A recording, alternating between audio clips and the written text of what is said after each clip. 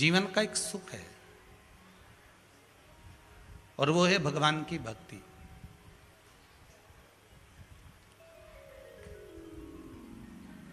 एक परिवार में अगर हिरण्यकशिपु जैसा राक्षस भी है तो उसी परिवार में प्रहलाद जैसा भक्त भी है। एक परिवार में लंकाधिपति रावण भी है तो उसी परिवार में विभीषण जैसा भक्त भी है। एक परिवार में कंस जैसा द्रोही राक्षस भी है, असुर भी है, तो देवकी जैसी बहन भी है। शिव महापुराण की कथा कहती है कि परिवार के भीतर ये जरूरी नहीं कि सभी धर्मात्मा निकल जाएंगे। परिवार के भीतर ये जरूरी नहीं कि सब पुण्यात्मा निकल जाएंगे। एक बड़े से बड़ा ज्योतिष आचार्य भी होता है ना, विद्वान, अगर कोई बहुत विद्वान भी है कि वो ज्योतिषी भी करता है, सब कुछ करता है, पूजन भी करे, पाठ भी करे, स्मरण भी करे, या भागवत भी बाचे, या शिव पुराण भी बाचे, या रामायण भी करे, या गीता भी करे, तो ये जरूरी नहीं है कि उसके बच्चे भी यही करें।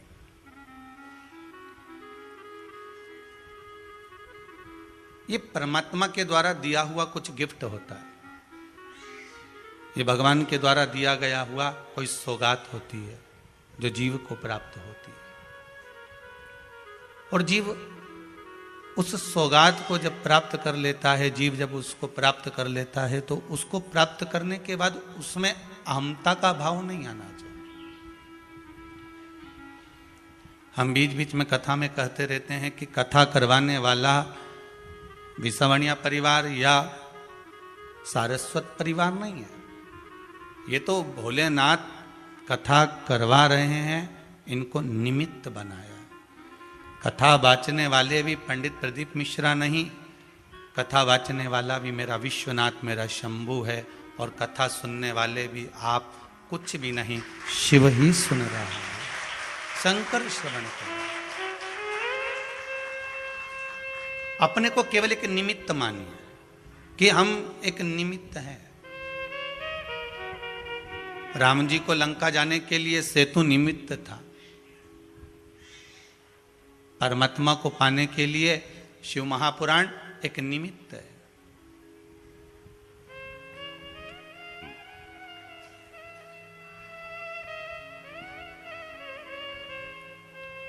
और जब अपने आप को अपन निमित्त मानने लगेंगे कि केवल एक निमित्त, दूसरा और कुछ भी नहीं है, तेरा ही दिया मैंने खाया पिया है, तेरा शुक्रिया है, तेरा शुक्रिया है। मुझे भोले बाबा ने बहुत दे दिया है, तेरा शुक्रिया है, तेरा शुक्रिया है। ये जो कुछ भी दिया,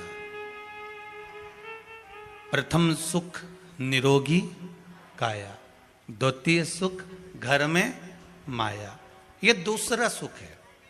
सबसे पहला सुख है निरोगी काया। अगर काया ठीक है ना तो धन का भोग भी कर सकोगे।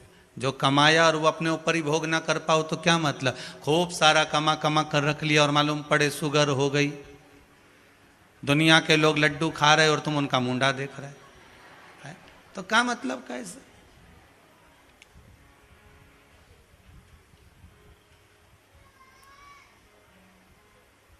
शरीर में सुख नहीं होगा तो धन का भोग कैसे करोगे।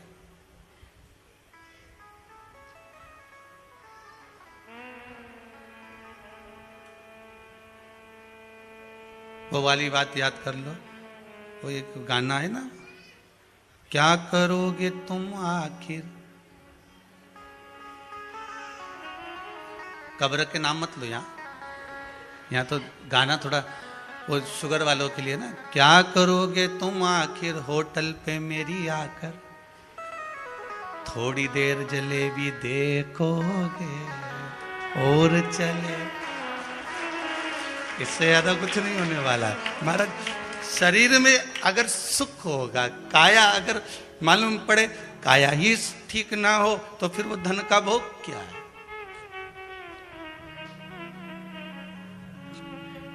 फिर वो भोग कैसा?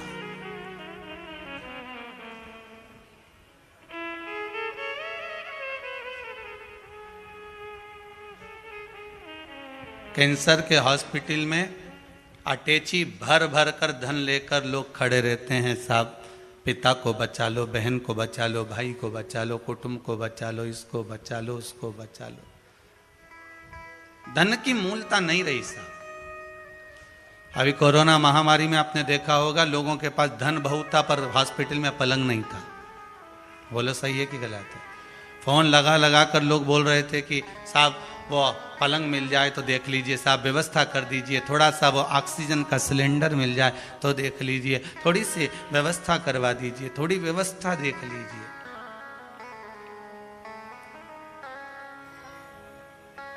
अब तुम एक काम करते, 500 की नोट की गड्डी को ऐसा फैला के उसको हवा करते रहते, ले ऑक्सीजन जाती।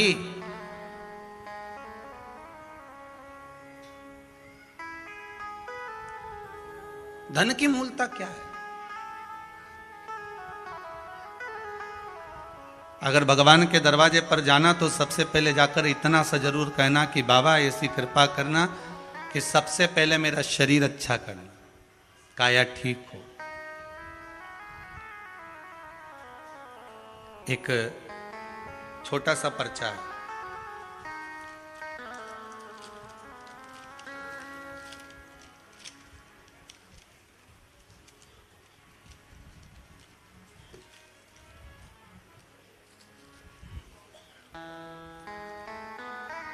काशी से कोई आई हुई है, रेशम जी।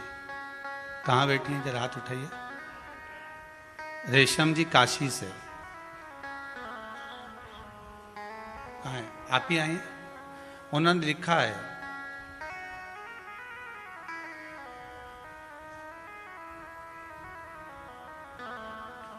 माइक दीजिएगा जरा। पर्चा बहुत छोटा है, परंतु आपसे भी छोटा एक पर्चा और है, पर भाव बहुत बढ़िया है, भाव शुद्ध लिखा है आपने। आप लिखे हैं, गुरुजी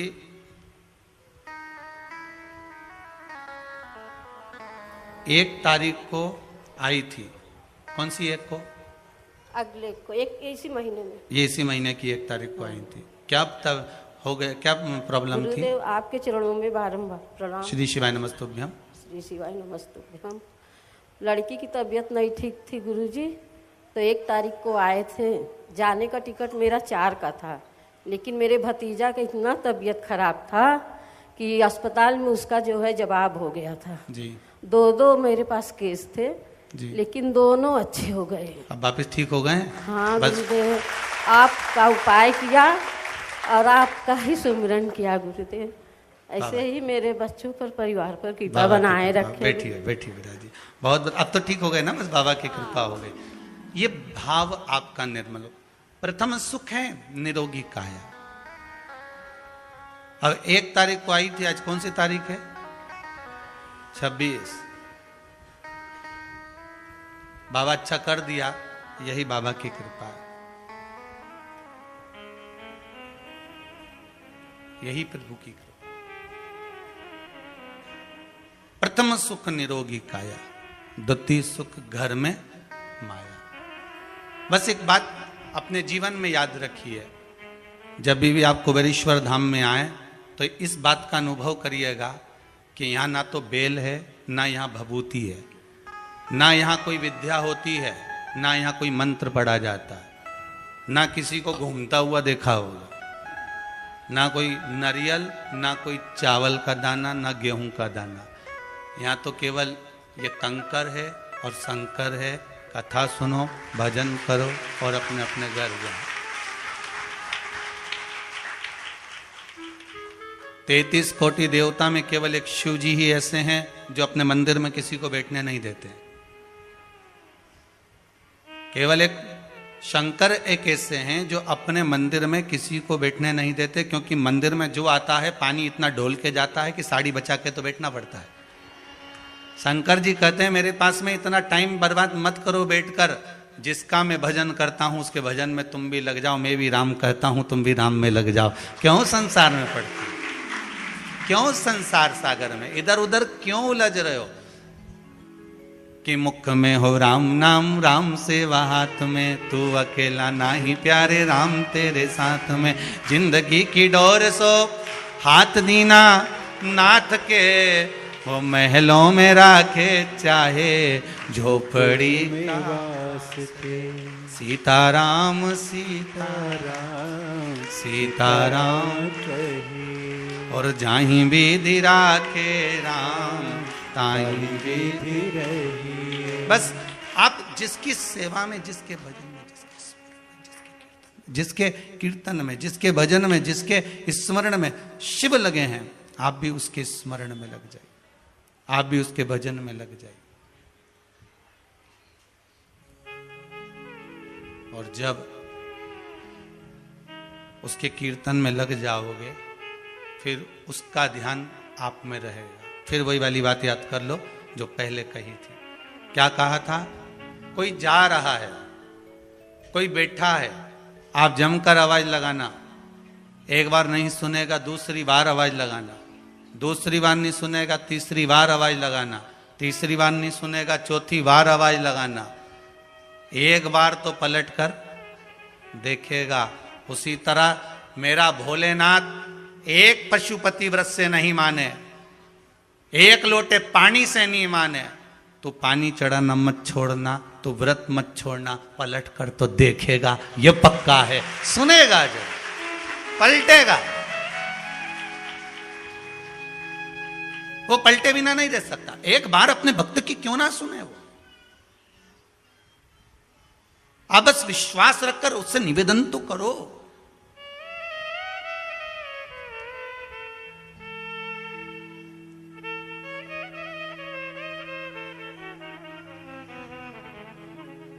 कई लोग कहते हैं छोरा छोरी कहे, छोरी छोरा कहे, हम इससे विवाह करेंगे, नहीं करेंगे तो मैं तो मर जाऊंगा, मैं तो कुआं में डूबी जाऊंगा, मैं छत से कूदी जाऊंगा। ऐसा कभी कोई भगवान के लिए नहीं कहे कि मुझे अगर शंकर नहीं मिला तो पक्का है।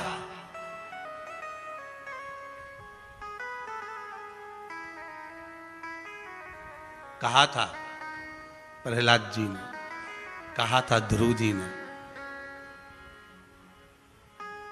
कि अगर आप आओगे नहीं तो मैं भी अपने प्राणों को त्याग दूंगा। जपते रहे भजते रहे।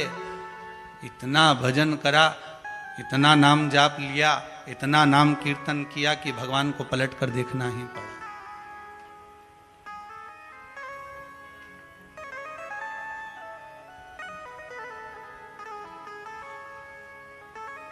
जपो ना, उसका स्मरण करो, कीर्तन करो, मंत्र जाप करो। आज एक कोई माता आई थी, बड़ी प्रसन्न थी। गुरुदेव, आंखों से आंसू निकल रहे थे प्रसन्नता के। गुरुजी, जिस जिस कामना से मैंने पशुपति व्रत करा, जिस जिस कामना से मैंने भगवान का निवेदन करा, भगवान ने मेरी सब सुन ली। यहां तक कि मुझे कैंसर तक हो गया था। कहीं बैठी होगी, उसका पर्चा है कि नहीं अभी तो पढ़े नहीं पूरे पर्चे, पर यहां तक कैंसर हो गया था, पर बाबा ने इतना साथ लिया कि बाबा ने ठीक भी कर दिया। आंखों से अश्रु बह रहे थे उसके, बोलती जा रही, रो रही प्रसन्नता के बाद।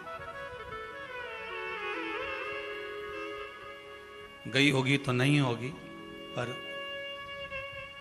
होगी तो हाथ उठाना जरा, कहीं बैठी हो तो। महाराज प्रसन्नता के भाव थे उसके जीवन का एक आनंद ही दूसरा था कि महाराज कुछ मिल गया। भगवान की भक्ति का जो फल है वो मुझे प्राप्त। अब आप स्मरण करोगे, चित्तवृत्ति धारण करोगे, मन में अगर भगवान की भक्ति को धारण करोगे, भगवत स्मरण में लगे रहोगे, तो जीवन का कौन सा भाग हो, लाभ हो जो ना मिलेगा।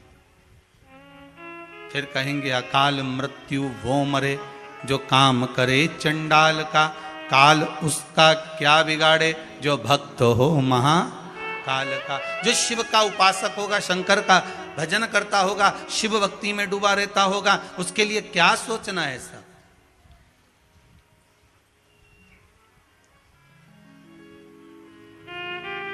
भगवान तो कहते हैं कि प्रथम सुख निरोगी काया, आपका स्वास्थ्य ठीक होना चाहिए। आप भगवान से अगर कुछ मांगो तो सबसे पहला ये मांगना कि महाराज चलता चलता छूटे जी मारा प्राण, ओ जी महारा सांवरिया। हे भगवान ऐसी कृपा करना कि अगर मेरे प्राण भी छूटे तो बस चलते चलते छूटे। आप ही ने सुनाया था क्या? माता जी हाथ हिला रही हैं। बच्चों की जो नौकरी लगी और कैंसर का जो वर्णन किया था, अच्छा वो नहीं, अच्छा बाहर है क्या? ठीक ठीक है, ठीक है, ठीक है, बैठो बैठो बैठो।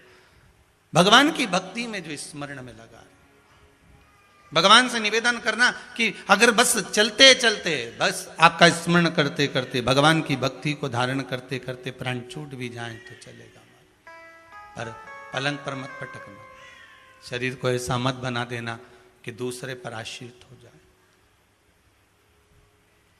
बाबा से निवेदन करते।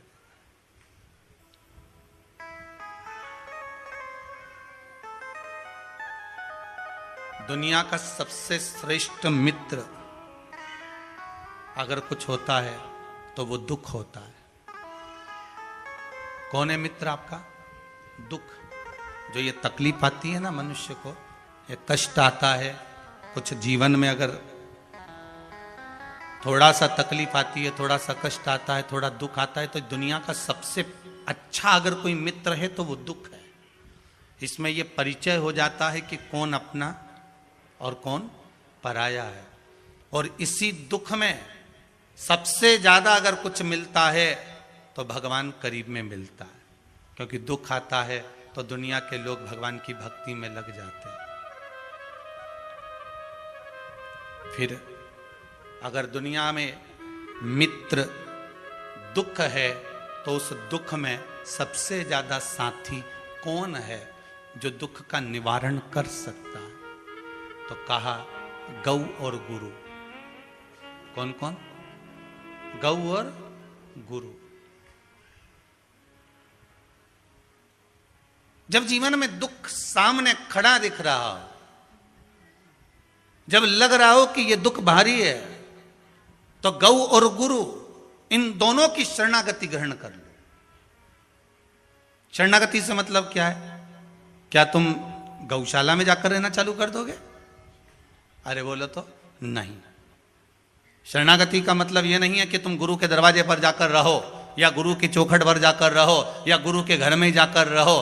शरणागति का मतलब यह है कि अब हमें भटकना नहीं है। दुख की घड़ी में जब किसी ने साथ नहीं दिया, उस दुख रूपी मित्र ने सबकी साक्षी करा दी, तो अब हमको भटकना नहीं, बस गौ और गुरु का स्मरण करते हुए, जैसे गौ माता एक बार ग्रास को जब ग्रहण करती है तो ग्रहण करने के बाद उसको गोबर के रूप में निकाल देती है, उसी तरह संसार की व्याधियों को हमारे भीतर से हमें निकाल देगा।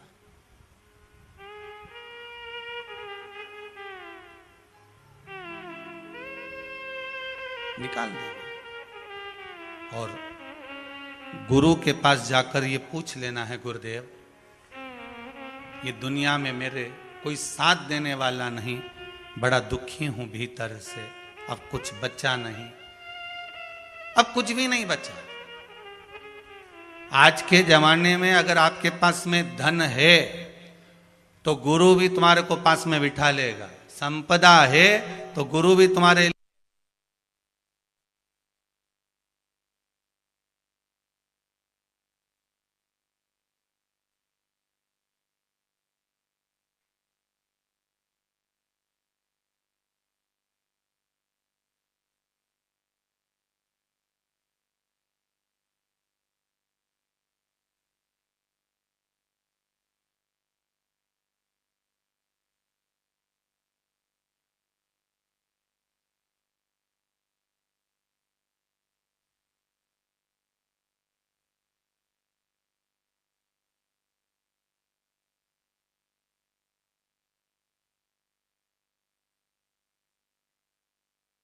तेरे संग में रहूंगी ओ भोले भोलेनाथ तेरे संग में रहूंगी, ओ भोलेनाथ तेरे संग में रहूंगी, ओ भोलेनाथ तेरे संग में रहूंगी, ओ भोलेनाथ तेरे संग में रहूंगी, ओ भोलेनाथ तेरे संग में रहूंगी, ओ भोलेनाथ तेरे संग में रहूंगी, ओ भोलेनाथ। आओ से दोनों हाथों से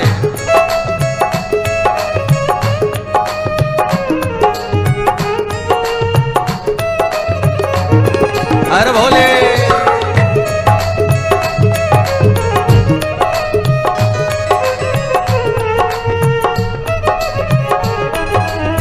जय हो। टीवी के सामने जितने बैठे हैं दोनों हाथों से प्रेम से, फेसबुक यूट्यूब पर जो सुन रहे हैं भाव, तुम चंदा बनो तो मैं तारे बनूं, तुम चंदा बनो तो मैं तारे बनूं, ओ तुम चंदा बनो तो मैं तारे बनूं, तुम चंदा बनो तो मैं तारे बनूं। आकाश में मिलेंगे, ओ भोलेनाथ आकाश में मिलेंगे, ओ भोलेनाथ तेरे संग में रहूंगी, ओ भोलेनाथ तेरे संग में रहूंगी, ओ भोलेनाथ। जय हो।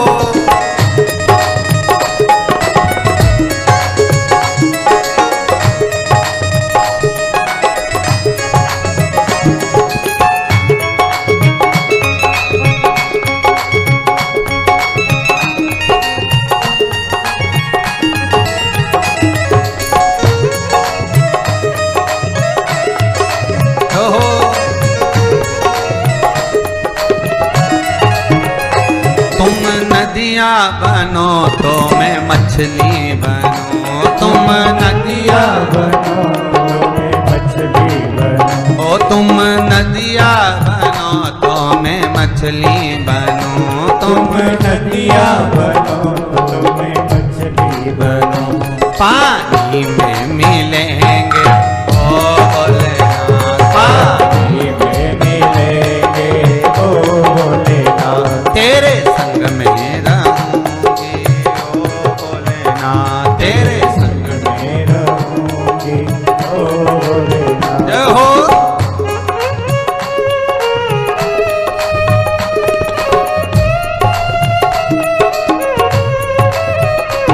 काली सेवा बड़े आनंद में, बड़े भाव में।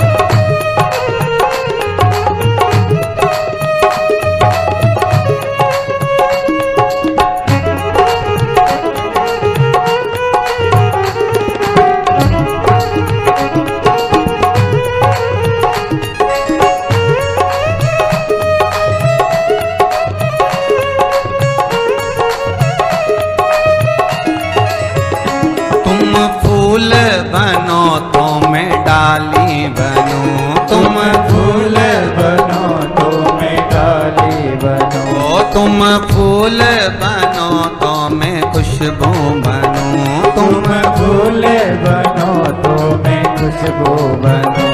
डाली पे मिलेंगे, ओ भोलेनाथ डाली में मिलेंगे, ओ भोलेनाथ तेरे संग में रहूंगी, ओ भोलेनाथ तेरे संग में रहूंगी, ओ भोलेनाथ।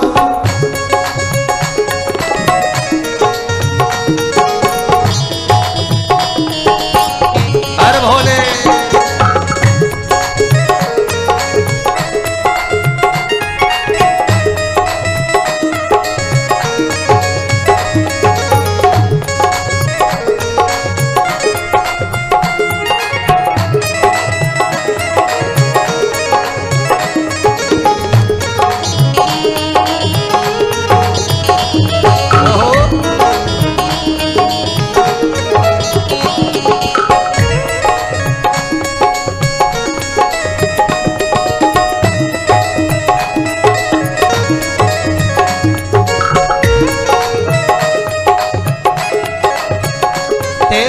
संग में रहूंगी, ओ भोलेनाथ तेरे संग में रहूंगी, ओ भोलेनाथ। तुम दीपक बनो तो मैं बाती बनूं, तुम दीपक बनो तो मैं बाती बनो, ओ तुम दीपक बनो तो मैं।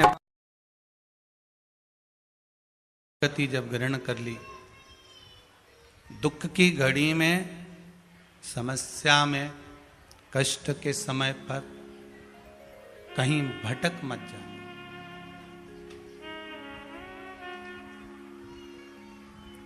उस दुख की घड़ी में कहीं भटकना मत ही। आज एक बेटी दिल्ली से आई हुई थी सुबह,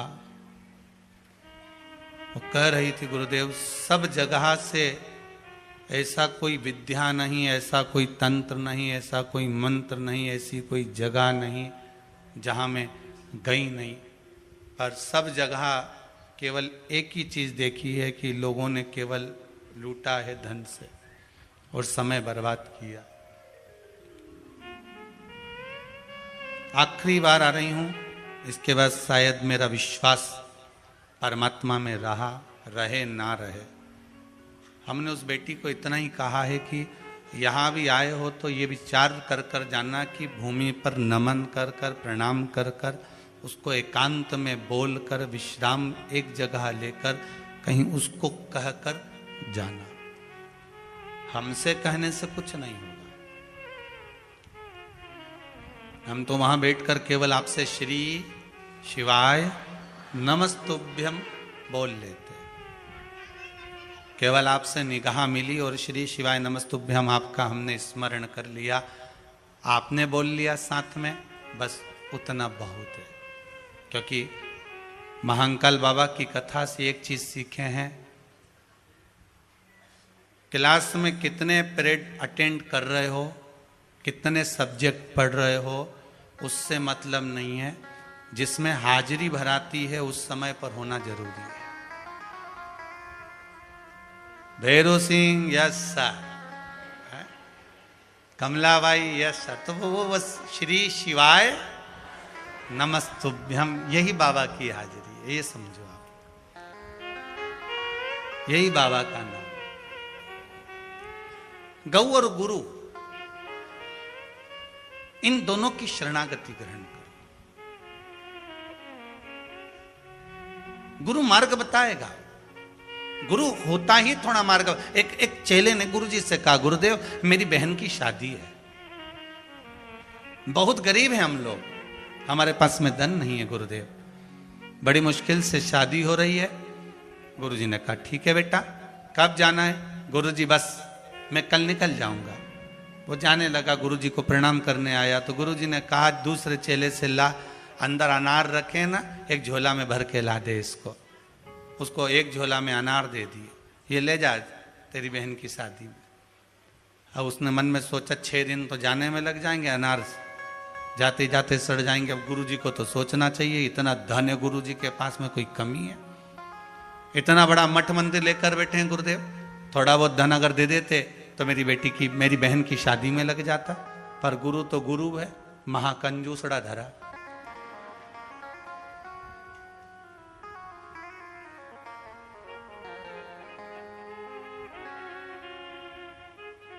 चला, मन में विचार करता करता भीतर से रोता रोता जा रहा। कितना है गुरुजी के पास में, कोई कमी है? 2-4 हजार दे देते, 5 हजार 10 हजार दे देते, मेरी बहन की शादी अच्छे से हो जाती। यही कह देते ले बेटा तेरे ही कपड़े खरीद लेना। कोई एक आध रकम दे देते बहन की शादी के लिए, पर नहीं। अरे रकम तो रकम, भोजन ही बंधवा के दे देते, थोड़ा सीधा सामान ले जा, ले चावल आटा दाल ले जा, हम आप शादी में काम ले। अब अनार का क्या करूंगा, माथा फोड़ू? अनार लेकर चला, चलते चलते चलते चलते वन में पहुंचा, जंगल में विश्राम कर रहा था। वहां का नगर का राजा बीमार पड़ गया। राजा को एक दवाई देना थी जिसमें अनार का रस डालना था। अनार पूरे राजभवन में नहीं मिला। ढूंढते ढूंढते उसके दूत पहुंच गए उस व्यक्ति के पास, उसके झोले में अनार भरे हुए थे। उससे कहीं अनार दे दो, राजा बीमार पड़ा हुआ है, उसको अनार के रस में दवाई देना है। वो कहता है ये तो मेरे अनार है, पर राजा बीमार पड़ा है, ले जाओ इसको। अनार दे दिए गए, वो ले गए। ले जाने के बाद राजा को जब दवाई दी, राजा ठीक हो गया। राजा ने कहा अनार कहाँ से लाए थे? महाराज एक वो लड़का जा रहा था, उससे मांग कर लाए। कहाँ है वो बाहर बैठा हुआ है, लाओ उसको अंदर जरा। अंदर लेकर आए। अनार किसने दिए? मेरे गुरुजी ने दिए थे। कहाँ लेकर जा रहे हो? मेरे गांव लेकर जा रहा हूँ। काहे के लिए जा रहे हो गांव? मेरी बहन की शादी है। राजा ने कहा हमें ऐसा रोग हो गया था जिससे हम बच नहीं सकते थे, पर आपके अनार ने हमें बचा लिया। अब तुम चिंता मत करो, तुम्हारी बहन की शादी जैसे एक राजा की लड़की की होती है वैसी ही होगी। आप चिंता मत करो, इस बालक के घर जाइए और इसकी बहन की शादी का जो व्यवस्था है सारी की सारी व्यवस्था कर दी जाए। और उस बच्चे की बहन की शादी जो हुई, सारे गांव के लोग कहने लगे साहब क्या शादी करी है। अब सारे दुनिया के लोग राजा को धन्यवाद दे रहे थे, वो बालक आंख से आंसू बहाकर गुरु को धन्यवाद दे रहा था कि तुम्हारा आशीर्वाद था इसलिए हो गई। अनार काम नहीं, अगर ये अनार केवल दिखाने के लिए गुरु ने दिया था कि अनार ले जा, पर गुरु तो बोलता ही ऐसा है।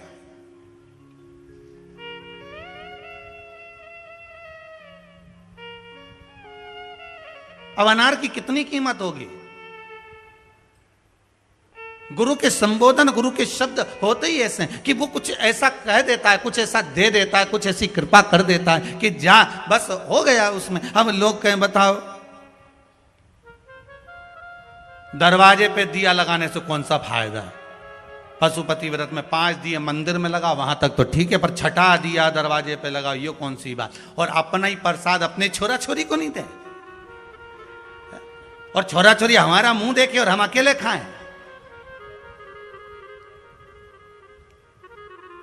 इतनी चतुर माता साथ में एक कटोरी अलग से प्रसाद और ले गई कि लाऊंगी तो छोरा छोरी को दे दूंगी, 3 हिस्से में से होगा ही नहीं। अब वो 4 बार आई कि गुरुजी मैंने कई बार पशुपति व्रत करे पर भगवान ने मेरी नहीं सुनी। तो हमने कहा व्रत कैसे करे, पूरा ईमानदारी से बता दे एक बार। कहे गुरुजी 3 हिस्से करे प्रसाद के, हाओ दिए लगाए 5, हाओ छठा दिया दरवाजे पर लगाया, ठीक है, बेलपत्री चढ़ाई, फूल चढ़ाए, सब कराए। हमने कहा और कुछ करा? कुछ भी नहीं करा। और तो पक्का? बिल्कुल पक्का। हमने कहा अब की बार अगर व्रत करे तो शाम को जो पूजन करने जाए ना, तो पूजन कर कर जब वापिस आए तो तेरी थाली का फोटो भेज देना, बस तेरी थाली का फोटो भेज दे। लड़की का फोटो देख के समझ में आ जाए कि छोरी कैसी है, थाली देखकर समझ में आ जाए कि पूजन कैसी हुई है, अभी मालूम पड़ जाए। तो उसने थाली का फोटो भेजा, तो एक प्रसाद का हिस्सा अलग रखा था और एक प्रसाद उसकी कटोरी में रखा था स्टील की प्लेट में, और एक अलग रखा था दोने में। हमने फोन कर कर पूछा ये बताइए दोने में कौन सा प्रसाद रखा है? तो वो 3 हिस्से करे वो, और ये कटोरी में तो के घर में छोरा छोरी रहे, उनके सामने अकेली खाऊं तो अच्छा लगे, तो उनके लिए लिए ही। बस हमने कहा ठेले पर जाकर छोरा छोरी चाउमीन खाएं तेरे लिए लाए? अरे बोल तो जरा। तो एक जगह सोमवार के अगर नी भी दिया तो कोई दिक्कत?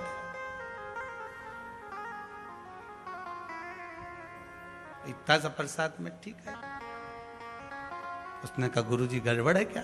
पूरी गड़बड़, इसीलिए भगवान नहीं सुना होगा। हमने कहा हो सकता है, अब की बार बिना उसके कर दे। चालू है उसके सोमवार, अब 4था 5वां में मालूम पड़ेगा वो तो है। यहाँ तो बाबा ने कृपा कर दी, सोमवार का भी इंतजार नहीं करा। एक माता ने लिख के भेजा करवा चौथ वाला उपाय करा था गुरुजी। बड़े आप लोग प्रश्न, बड़े पत्र बड़े सुंदर। किसने लिखा है? करवा चौथ का उपाय करा था और बेटे का जॉब लग गया। कहाँ है माँ? अब पत्र ढूंढूंगा, टाइम लगेगा, खड़ी हो जाओ जहां भी हो। आप ही हो? हाँ जरा दो, जरा माइक दो जरा।